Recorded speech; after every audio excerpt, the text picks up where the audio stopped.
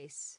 Except her grin and Charlie's grin were probably not about the same things, so she dialed it back a few notches. "Thanks, Charlie, but I don't think that's a good idea.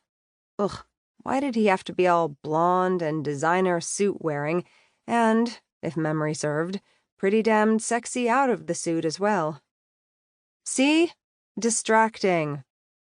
"Still on that 6-month kick, huh?" he asked as the elevator made its first stop, Charlie's stop, on the 4th floor. The doors opened. "It's not a kick," she insisted, watching him back away. "You liked my rule 18 months ago," she added, reminding him that he'd jumped at the chance for a 6-month or less, no-strings-attached relationship. Charlie was over the threshold now, and a handful of people pushed past him, again invading Holly's solo ride. A sun-kissed wave flopped down over his forehead, and Charlie, laid back as he was, let it hang there so Holly's fingers itched to push it out of the way. Jesus, it was like he knew that, rule or not, Holly was having a bit of a drought, which meant something as innocent as unruly hair could set her mind in directions it really shouldn't go on a Monday morning. The Monday morning when Holly would make partner. There was a sobering thought. Work. Career. The reason for the rule in the first place. It wasn't that she didn't enjoy having someone to come home to at night. She quite liked that part. It was just that after the honeymoon phase, the part where everything was rainbows and puppy dogs and great sex all the time, then it became work.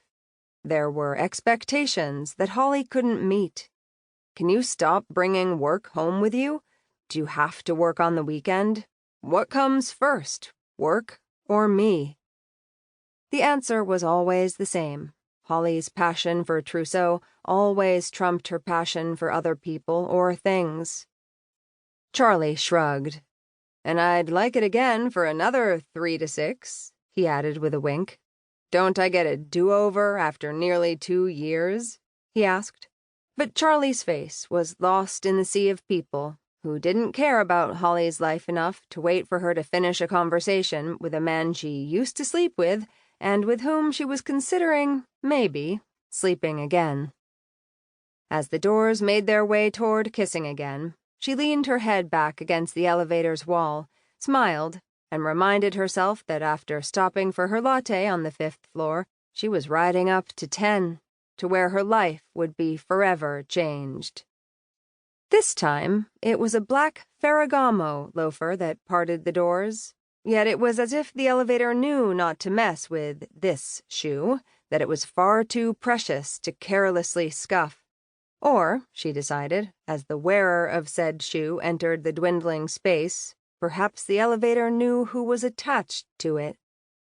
Holly's eyes trailed from the soft black leather of the loafer to the cuff of the slate-colored pants expertly cut to fit these legs, and these legs only. Of this she had no doubt. Then there was the jacket and vest, same color, each buttoned snug over a lean, taut torso. Holly thanked the stars, every last constellation, for perfectly tailored suits and vests. What was it about a man in a vest?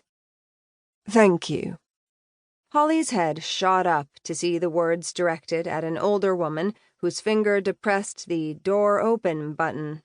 The voice was deep and buttercream smooth. And was that an English accent? Her ovaries might have just gone supernova, but she could hold it together for one more floor.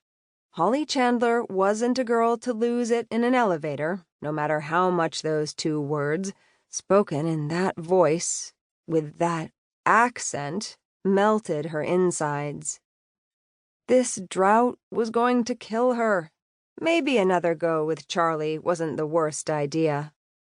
When the circle of white light lit up the number 5, Holly let out a long breath. The doors opened, and she exited with all the other folk who were on their way to a caffeine boost.